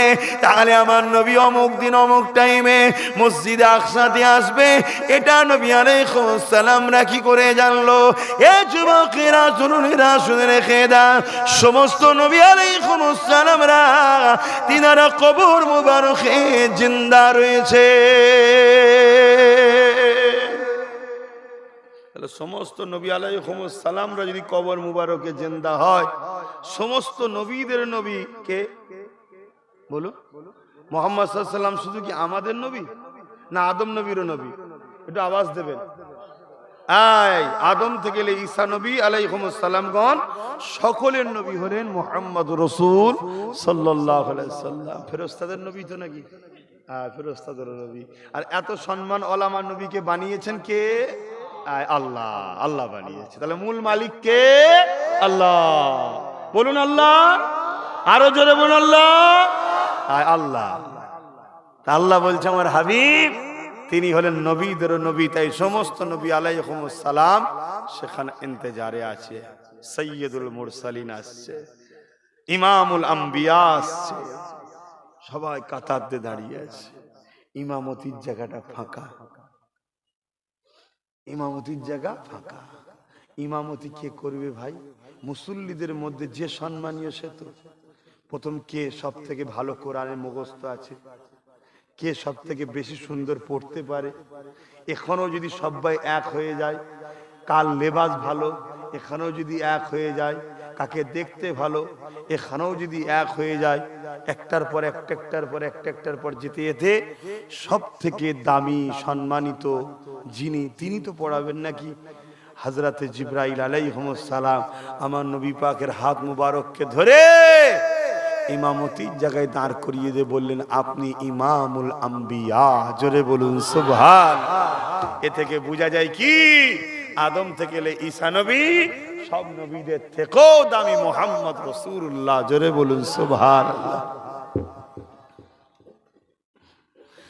এ নজওয়ানেরা, এ মানবী বাকি প্রেমিকেরা, আল্লাহ নবীর ইক্তিদা করে নামাজ আদায় হয়ে গেল। নামাজ হয়ে যাবার পর অনেক বড় কথা নবীরা সব খুতবা দিতে লাগলেন। এক একটা নবী আলাইহিস সালাম বক্তব্য দিতে লেগেছেন। আমার নবী পাকও বক্তব্য দিয়েছে, অত বিস্তারিত যাচ্ছি না। আমার নবী পাক ওখান থেকে প্রথম আসমানে গেল। এ যুবকেরা, তরুণীরা, বাপেরা, প্রথম আসমানে গিয়ে আমার নবী পাক যখন যান, প্রথম আসমানে আব্বা যান আদম সাবিউল্লাহ তিনি ওখানে ইন্তজার করছে। মসজিদে আকসাতেও ছিলেন, ওখানেও চলে গেলেন। কি ব্যাপারটা হলো কিছু বুঝছেন তো নাকি? মসজিদে আকসাতেও বাপ আদম ছিলেন, ওখানেও প্রথম আসমানে নবী বুরাকে করে যাচ্ছে, গিয়ে দেখছে আগে কে? বাবা আদম যে হাজির। আমার নবী যেই যাচ্ছেন, আমার নবীকে বাবা আদম মুবারকবাদ দিচ্ছেন, ওয়েলকাম জানাচ্ছে, আহলান সাহলান, মুবারক, মুবারকবাদ আপনাকে, আপনি ধন্য, আপনি ধন্য, আল্লাহর মেহমান আপনি হয়েছেন। জোরে বলুন সুবহানাল্লাহ। আল্লাহু আকবার, ইয়া রাসূলুল্লাহ জিন্দাবাদ। খুব ভালো করে বুঝবেন, আমার নবী যাচ্ছে বুরাকে করে, নবী যাচ্ছে বোরাকে করে, এটা আল্লাহর সৃষ্টি। আর বাপ আদম যাচ্ছে রুহানি ক্ষমতাতে, তাই আগে পৌঁছেছে। জোরে বলুন সুবহানাল্লাহ। তাহলে বোরাকের থেকেও রুহানি ক্ষমতা, স্পিরিট বেশি না কম? তাহলে বাপ আদমের রুহানি ক্ষমতা যদি এই হয়, তাহলে আমেনার লালের রুহানি ক্ষমতা কতটা? কিছু মাথায় ঢুকছে? হায় হায় হায়, আমার রাসূল চেনেন।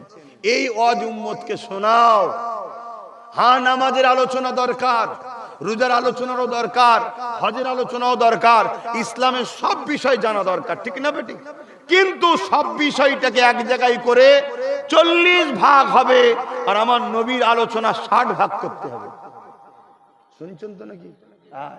মসজিদে জুম্মায় 4 জুম্মাতে 1 মাস হয়, 3 জুম্মা নবী শোনাও, 1 জুম্মা বাকি আলোচনা করো, পরের মাসে আবার 3 জুম্মা নবীর আলোচনা করো, 1 জুম্মা অন্য বিষয়ে আলোচনা করো শরীয়তের, আবার পরের মাসে 3 জুম্মা নবী শোনাও। নবী শোনাও এদেরকে, নবী।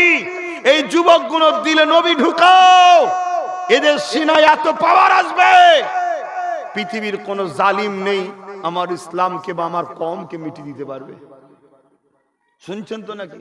আর তোমরা নবী শোনানো ছেড়ে দিয়ে ওইটুকু বাচ্চার হাতে মোবাইল তুলে দিয়েছ, এই দেখো ওই বাচ্চা মোবাইল নিয়ে বসে আছে, বসে দেখো দেখো দেখো। ওর ক্ষতিটা কে করছে বলো? ওর আব্বা আম্মা, ঠিক না বেটি? ওই ক্ষতিটা কে করছে? ওর আব্বা আম্মা। ওর আব্বা আম্মা আমাকে পছন্দ করলো কি না করলো আমার যায় আসে না, ও নবীর উম্মত, আল্লাহর বান্দা, তাই ওর ভালোর জন্য বললাম। ওর উচিত ওর বাপ মার আমার বাচ্চাকে নবীর জীবনী গলায় দেওয়া, পাশাপাশি দুনিয়াতে আমার বাচ্চা যাতে জজ হয়, উকিল হয়, ডিএম হয়, বিডিও হয়, পুলিশ অফিসার হয়, এগুলো দরকার আছে না? না, হ্যাঁ। কিন্তু নবীর জীবনীর সাথে সাথে দরকার, নবীর জীবনী পড়বে যে সে কখনো জালিম হবে না। শুনছেন তো নাকি? আর ওটাও দরকার, পাশাপাশি দুনিয়াদারিতে এগুলোও দরকার আছে, তা করবে না। তাহলে বলুন আমার কম কি ক্ষতি কারা করছে? কিন্তু সময় তো কমের দিকে, একটু সালাম পড়ালি, ইয়া নবী সালাম।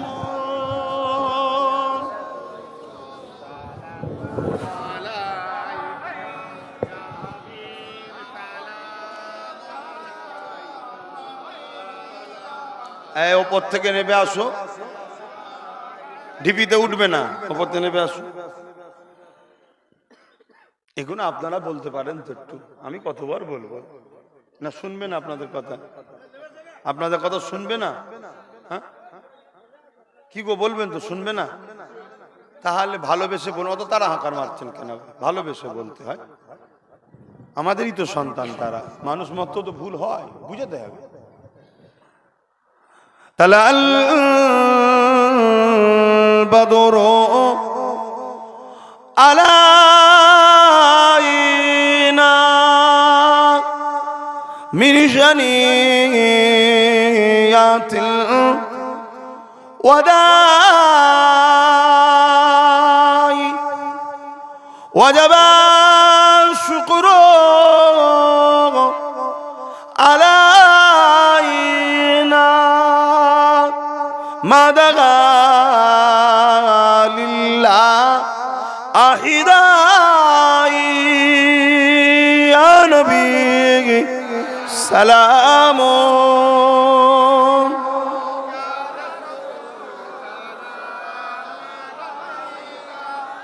ইয়া হাবিব।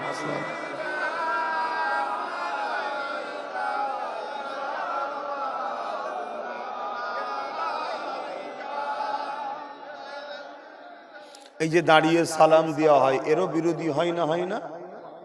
দাঁড়িয়ে সালাম দেওয়া বিরোধী যারা করে এরা হলো বিয়াদব বা গুস্তাগে নবী, এরা নবীর গুস্তাগ দুশ্মন এরা। আমরা দাঁড়িয়েছি কেন ভাই? নবীর প্রেম, নবীর আদবে, ঠিক আছে? নবীর প্রেমের জন্য, আদবের জন্য দলিল লাগে না। সাহাবা হুজুরদের ঘরে দেখুন না, আমার নবী থুতু মুবারক ফেলছে, সাহাবা হুজুররা হাত পাচ্ছে, হুজুর আমার হাতে দেন। এর কোনো দলিল আছে যে আল্লাহ বলেছে বা নবী বলেছে আমি থুতু ফেলে নিবি? না, এটা প্রেম, এটা প্রেম। শরিয়ত এখানে থাকে, প্রেম এখানে থাকে। এটা ইমানের সঙ্গে কানেকশন, এটা ইমানের সঙ্গে কানেকশন, আদব ও প্রেমটা। কিন্তু কেউ যদি না দাঁড়ায়, বিরোধী যদি না করে, তাকে আমরা কিন্তু মুনাফেক বলতে পারি না। তার কোনো অসুবিধা থাকতে পারে বা তার ইচ্ছায় বসিয়ে দেবো, সেটা তার প্রেম তার কাছে। কিন্তু যারা বিরোধী করবে তারা হলো মুনাফেক, গোস্তাগে রসুল। এরকমও মুসলিম সমাজে আছে না নাই? এদের থেকে দূরে থাকতে হবে। না এরা আমাদেরকে নামাজ দেবে, দাঁড়িয়ে দেবে, টুপি দেবে, মেন সিনার পাওয়ার ইমানটা কেড়ে নেবে। কথা কিছু বুঝে আসলো? সবকিছু দেখবেন, একটা শপিং মল বেরিয়েছে, দেখবেন জামা কাপড় সব কিনে নিয়ে এলেন, যদি ঠিকভাবে আপনি বিল পে না করেন, তাহলে গেটের যে দরওয়ান আছে সে কি করবে? কেড়ে নেবে, কেড়ে নেবে। তাহলে এই যে জিনিসপত্র যা করলেন, এটা হলো নামাজ দাঁড়িয়ে টিপা, আর বিলটা হচ্ছে ইমান, বোঝাবার জন্য বলছি। ওটা সব জায়গায় দরকার, না হয় নামাজ রোজা সব কবরে বেকার হয়ে যাবে। আমি একটা কথা কবরের বলতে গিয়ে কিন্তু অন্যদিকে চলে গেলাম, একটু ক্লিয়ার করে দেবো। কিন্তু আমার ওই যুবকটা আবার ওখান থেকে ফটো তুলছে, আমি মানা করছি, তোমরা শুনছো নি কেন? এত জলসায় গিয়ে গিয়ে বারণ করছি যে জলসা কোনো ফটো করুনি ভাই, জলসা কোনো ফটো করুনি, কেন এরকম করছো? সকলে পড়েন ইয়া নবী সালামুন ইয়া রাসূল সালামুন ইয়া হাবিব সালাম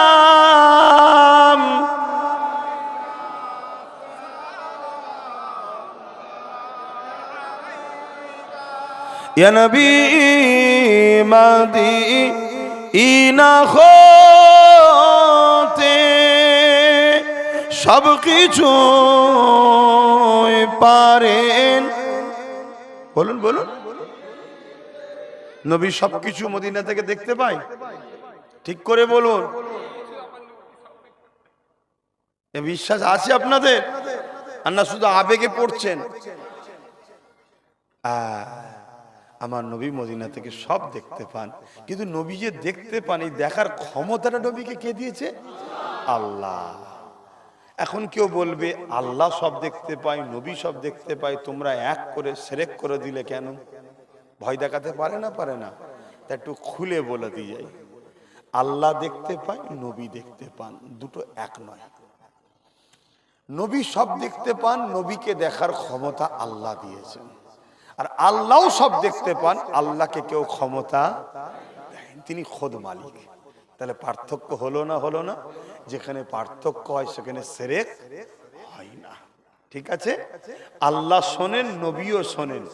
আল্লাহ অন্তরের খবর জানেন, নবীও অন্তরের খবর জানেন। কিন্তু নবী জানেন, আল্লাহ জানার ক্ষমতা দিয়েছেন। কথা মাথায় ঢুকছে? আর আল্লাহ জানেন, আল্লাহকে কেউ ক্ষমতা দেয়নি। তাহলে পার্থক্য আছে না নাই? তাহলে শিরক নাই।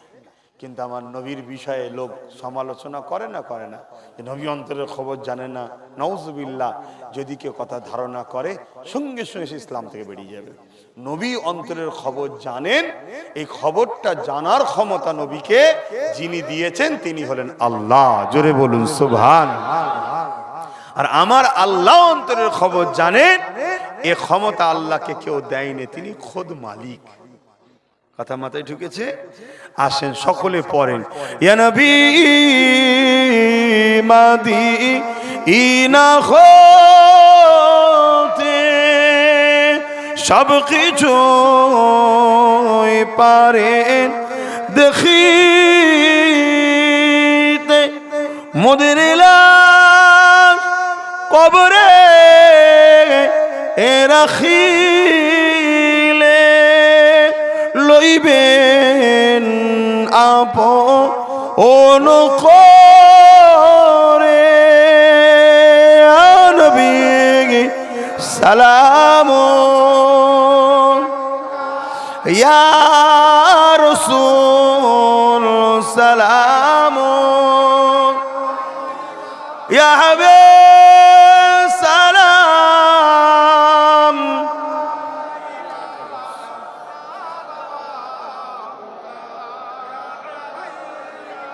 পড়িল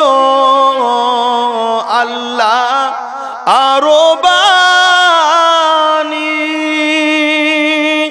পোহালো দুঃখে এ রজনী, হইল জগৎ অনুরানী, আমেনার নয় অনির্মণি। ইয়া নবী সালাম ইয়া রাসূল সালাম ইয়া হাবিব।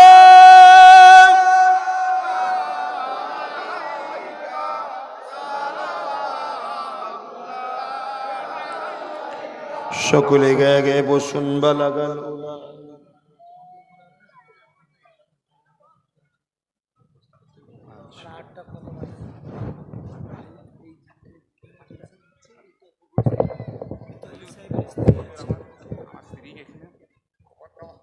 আহা দোয়া করো। জি জি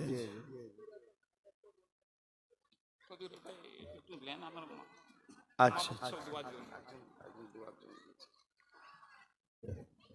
দরুদ শরীফ আল্লাহুম্মা সাল্লি আলা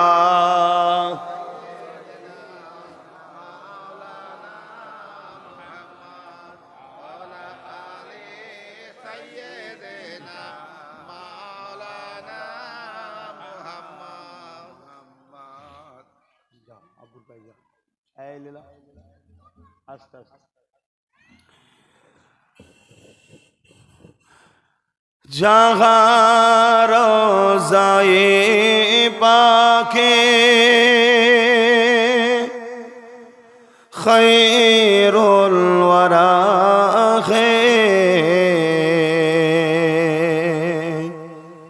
ओ जन्नत नहीं है तो फिर और क्या है। আরো জোরে বলুন না সুবহানাল্লাহ।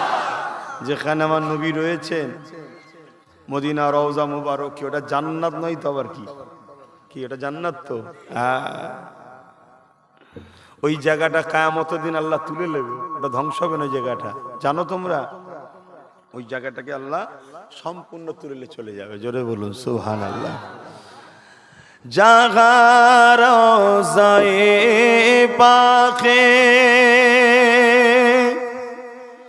আমি নাজ শরীফ পড়ছি, নামাজেরও ব্যাপার আছে, এর মধ্যে একটা কাজও আছে। এই গোরস্থান কবরস্থান আমাদেরও যেতে হবে একদিন, ঠিক তো নাকি? একটু পকেটে হাত দেন, যার যা খুশি একটু শরীক হন। কি করতে শরীক হবেন না? ছেলেরা যাচ্ছে, যার যা খুশি শরীক হন। জাগা রোজায়ে পাকে খৈরুল ওয়ারা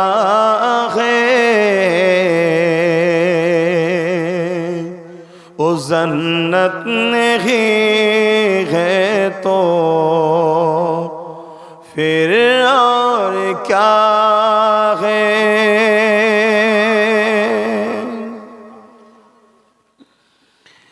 कहाँ मैं कहाँ ये मदीने की गलियाँ,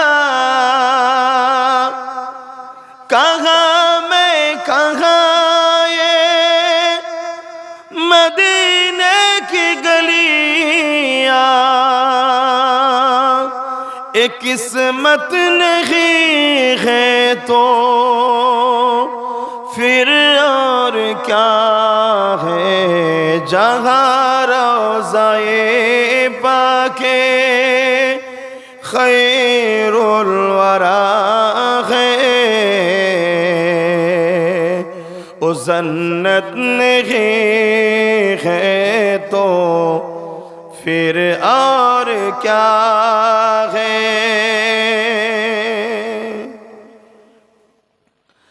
मुहम्मद की अजमत को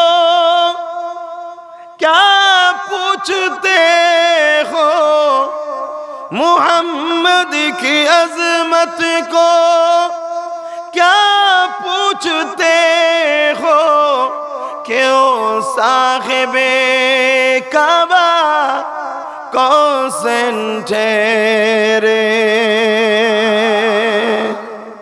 আমার নবী হলেন কাবা সাহেব, কাবারও কাবা, জোরে বলুন সুবহানাল্লাহ।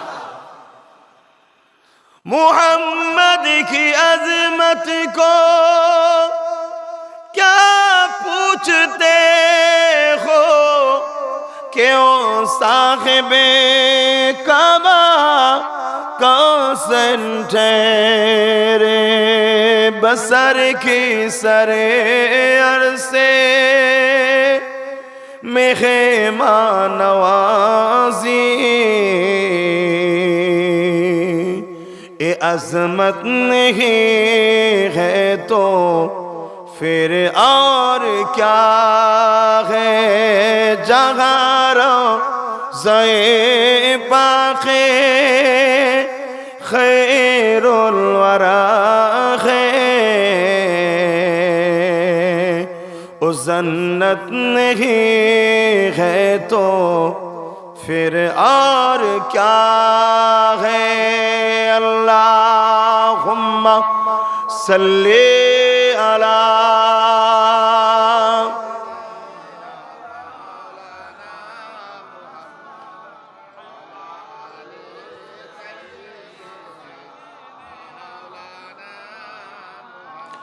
আমার আব্বা জানেরা, বাপেরা, ভাইরা, আমি একটু রসুলের ব্যাপারে একটু বড় জোরে জোরে কথা বলে ফেলি। মানে হুজুরের দুশ্মন যে হয় তাকে ওই মিষ্টি কথা দিয়ে আমি কথা বলতে পারি না, একটু কড়া কড়া ভাষা বলে ফেলি। এতে আপনারা কষ্ট পান নাকি? মনে রাখবেন, কোন মাদ্রাসায়? আচ্ছা, আল্লাহ হাফেজে আলেমে হাক্কানি করে কাঞ্চনপুর মাদ্রাসা আছে, সেখানে এই বাচ্চারা পরে দোয়া করবেন, আল্লাহকে হাফেজে আলেমে হাক্কানি নবীর গোলাম করুক। বলুন আমিন। ব্যাস, এই একটা দোয়া সব থেকে বড় দোয়া।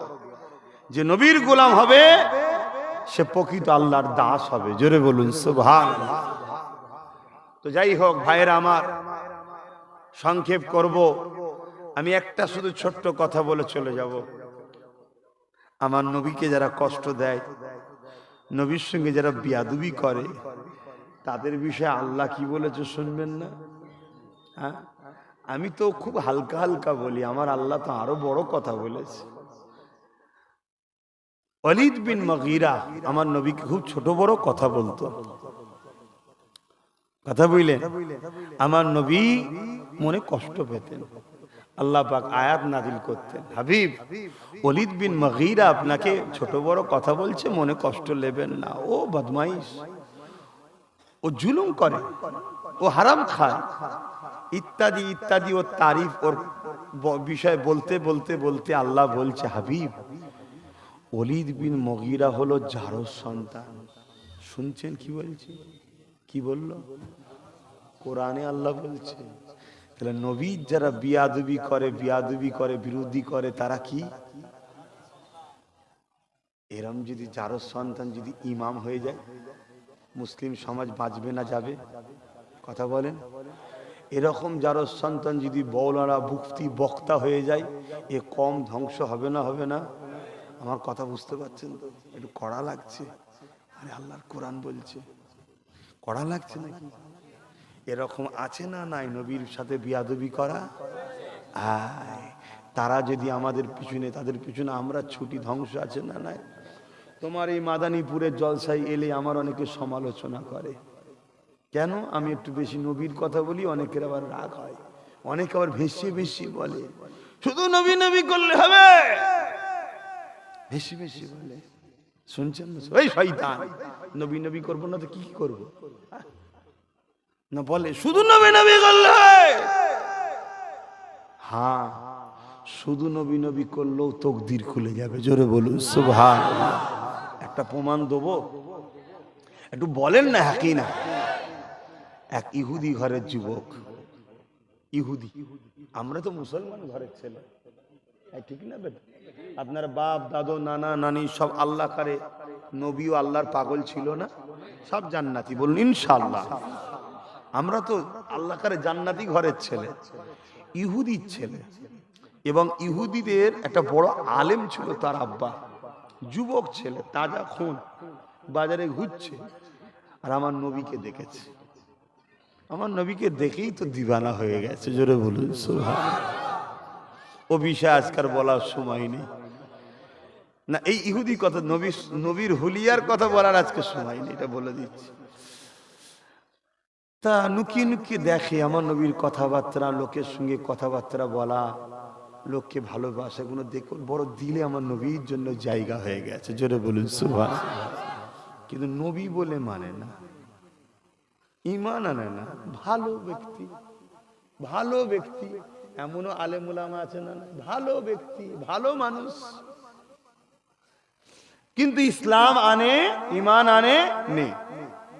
এরকম দূর দূর থেকে কতদিন থাকবে, ওর মনে হয়েছে আমি যদি হুজুরের একটু খেদমতে থাকতে পারি তাহলে সবসময় নবীকে দেখতে পাবো। তাই আমার নবীর কাছে এসে একদিন বলছে, হুজুর আপনি তো বড় দয়ালু, আপনি কখনো কারো কষ্ট চান না, কাউকে কোনো কথা ফিরিয়ে দেন না, আমার মনের একটা বাসনালি আপনার কাছে এসছি, ফিরিয়ে দেবেন না?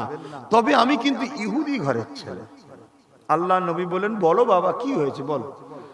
হুজুর আমি কিন্তু আপনার খেদমতে থাকতে চাই, আপনি যেখানে যাবেন আপনার সাথে যাব, কিন্তু শর্ত হলো আমি ধর্ম ত্যাগ করবো না, আমি ইহুদি থাকবো। আল্লাহ নবী বললেন, ঠিক আছে বাবা তাই থাক, আয় আমার কাছে থাকবি, তোর যখন শখ গেছে ইজাজত দিলাম। জোরে বলুন সুবহানাল্লাহ। 1 বছর 2 বছর 3 বছর 7 বছর নবীর সাথে আছে। কোনো দিনের জন্য নবীকে কোনো ফরমাস করেনি, কোনো হুকুম করেনি, বাবা এটা পড়ো ওটা পড়ো কলমা পড়ো, কিচ্ছু বলেনি। যেখানে যায় হুজুরের সাথে যায়, যেখানে যায় হুজুরের সাথে যায়।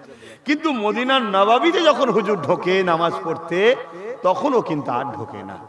ওই যুবক কি করে, বাইরে দাঁড়িয়ে থাকে। আর হুজুর যখনই জুতো খুলেছে প্রথমবার, বলেছে হুজুর আর একটা আরজু, কি আপনার জুতোটা একটু আমি রাখবো।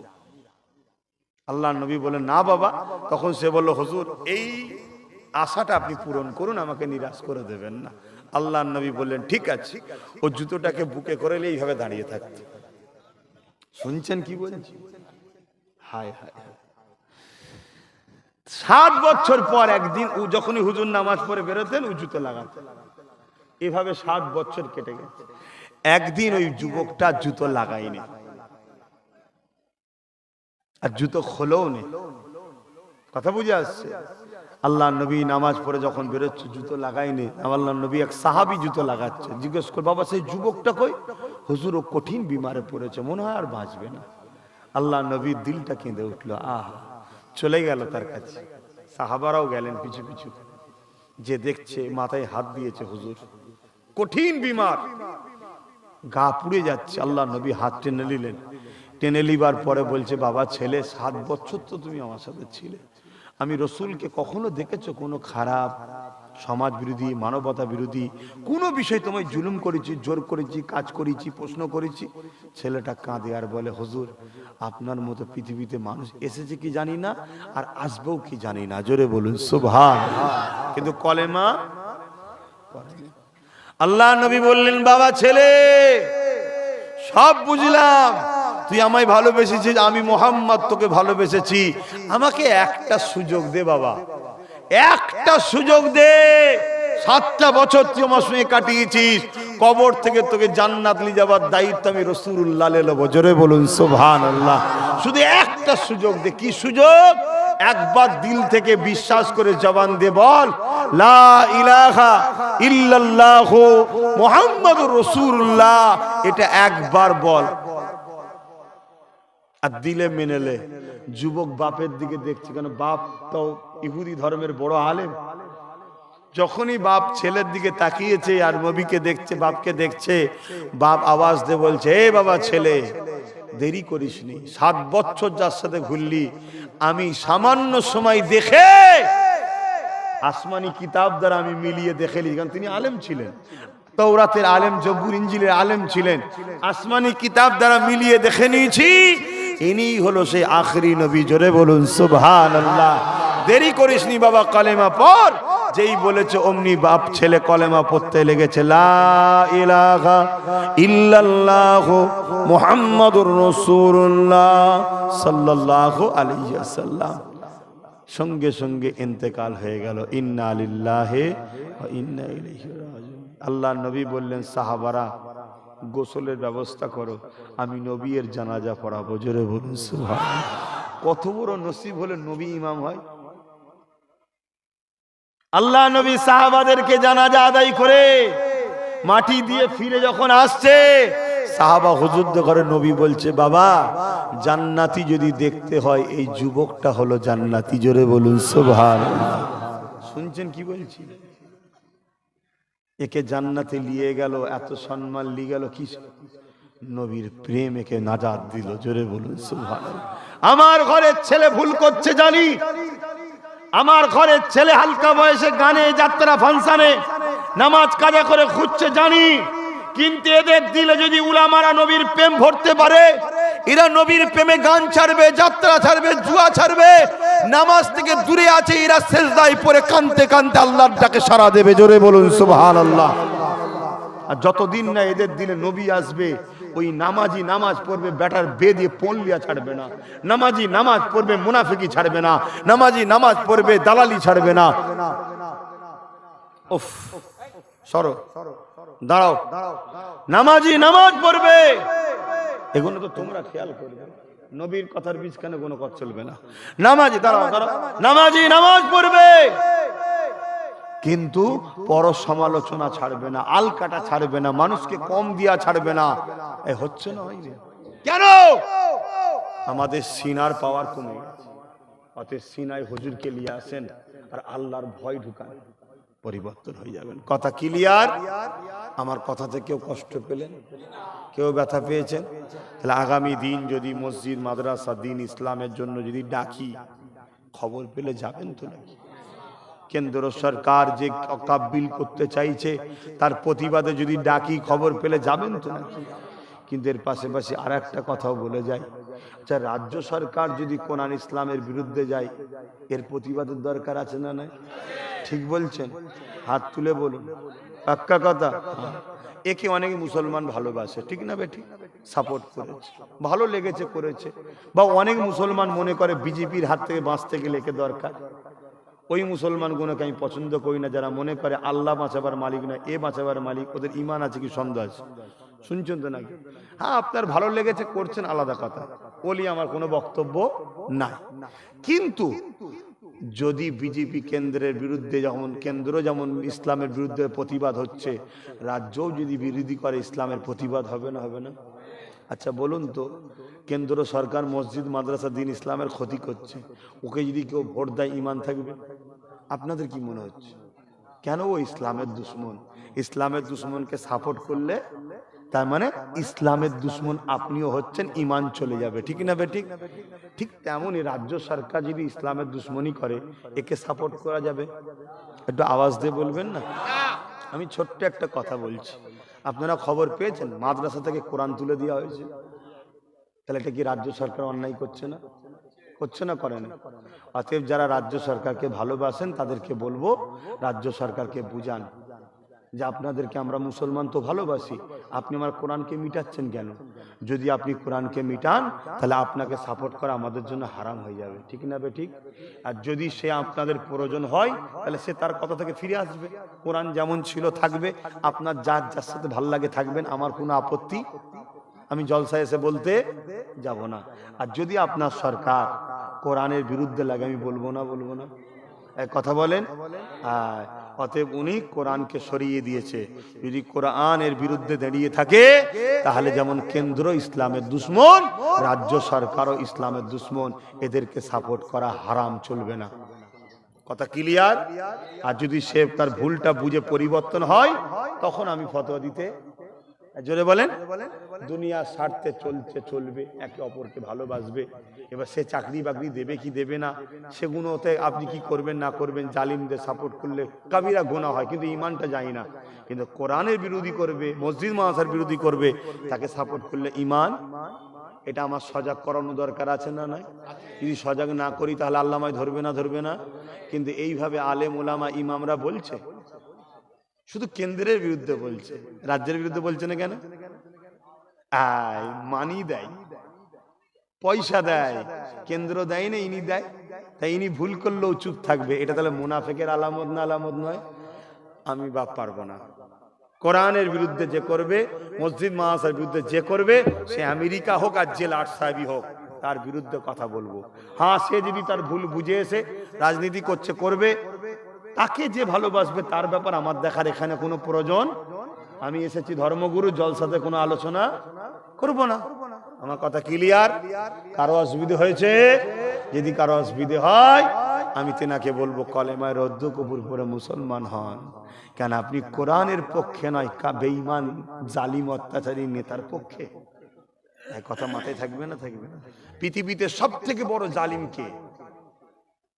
বলুন বলুন। পৃথিবীতে সব থেকে বড় সন্ত্রাস কে? পৃথিবীতে সব থেকে বড় জঙ্গি কে? বলুন। পৃথিবীতে সব থেকে বড় জালিম সন্ত্রাস জঙ্গি হলো হাসান কি যারা ইসলাম, কোরআন, আল্লাহ রসুলের বিরুদ্ধে, তারা। কথা মানায় থাকবে? কথা মাথায় থাকবে? যারা আল্লাহ, নবী, দ্বীন ইসলাম, কোরআনের বিরোধীকারী, তারা হলো পৃথিবীতে সব থেকে বড় সন্ত্রাস, সব থেকে বড় জঙ্গি, সব থেকে বড় আতঙ্কবাদী। বুঝতে পেরেছেন?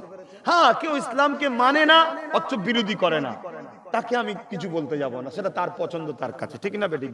কেউ ইসলামকে মানে না, অন্য ধর্ম মানে, কিন্তু বিরোধীও করে না, তার বিষয়ে আমার কোনো কথা বলার নেই, তার পছন্দ তার কাছে।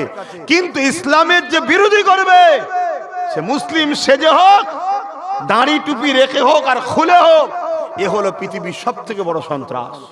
কথা মাথায় থাকবে? আমি অনেক কথা বলে ফেলছি, আপনাদের মনে কষ্ট হচ্ছে, আমি দোয়া করে দিচ্ছি, আর কষ্ট দেবো না। সকলে তওবা পড়ুন। বিসমিল্লাহির রহমানির রহিম। আল্লাহ তাআলা, আমি জানা ওয়া জানা, ইচ্ছা ওয়া ইচ্ছা সকল গুনাহ হইতে তওবা করিতেছি। আস্তাগফিরুল্লাহ রাব্বি মিন কুল্লি জামবি ওয়া আতুবু ইলাইহি। আশহাদু আল্লা ইলাহা ইল্লাল্লাহু ওয়াহদাহু লা শারীকা লাহু ওয়া আশহাদু আন্না মুহাম্মাদান আবদুহু ওয়া রাসূলুহু। লা ইলাহা ইল্লাল্লাহ মুহাম্মাদুর রাসূলুল্লাহ সাল্লাল্লাহু আলাইহি ওয়াসাল্লাম। 5 ওয়াক্ত নামাজ পড়বেন, একমা রোজা রাখবেন, বাপ মার খেদমত করবেন, হালাল খাবেন, হারাম থেকে দূরে থাকবেন, বড়দের সম্মান করবেন, ছোটদের স্নেহ করবেন। কথা বুঝে আসছে? সব কিছুর আগে সর্বপ্রথম আল্লাহ রসুলকে ভালোবাসবেন, নবীর আদব করবেন, আল্লাহর ভয় নিজের অন্তরে রাখবেন। এই মাহফিলে আপনারা সবাই দিয়েছেন, আমি গুনাহগার। আমার বাচ্চা আলিয়া উস্তাদের পক্ষ থেকে আপনাদের এই মাহফিলে সামান্য একটু নজরানা দান করছি। কার হাতে দেবো? 8টা খতম আছে। আমার বাচ্চার জন্য আপনারা দোয়া করবেন। কি দোয়া করবেন? একটাই দোয়া, নবীর গোলাম যেন হয়, অন্য কোনো দোয়া নয়, একটাই। খেতে না পাই তাও ঠিক আছে, নবীর গোলাম হতে হবে। শুনছেন না শোনেন না? হ্যাঁ, পায়ে হেঁটে হেঁটে ঘুরতে হয়, ভিখারি হয়ে থাকতে হয়, তাও ভালো, নবীর গোলাম হতে হবে। শুনছেন তো? যে নবীর গোলাম নেই সে যদি পৃথিবীর বড় ধনীও হয়, তার থেকে বড় ভিখারি দ্বিতীয় দেখেও নেই। আর যে নবীর গোলাম দুনিয়া দেখবে ভিখারি, অথচ তার জন্য জান্নাত, জান্নাতের হুর সবসময় ইন্তজারে আছে। জোরে বলুন সুবহান। এর থেকে বড় সহিংসা পৃথিবীতে আর কেউ নেই।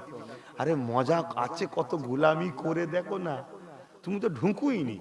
দুনিয়ার জালিমদের গোলামি যে করে সে কোনো নবীর গোলাম হতে পারে? ওকে ঢোকো, ঢুকে দেখো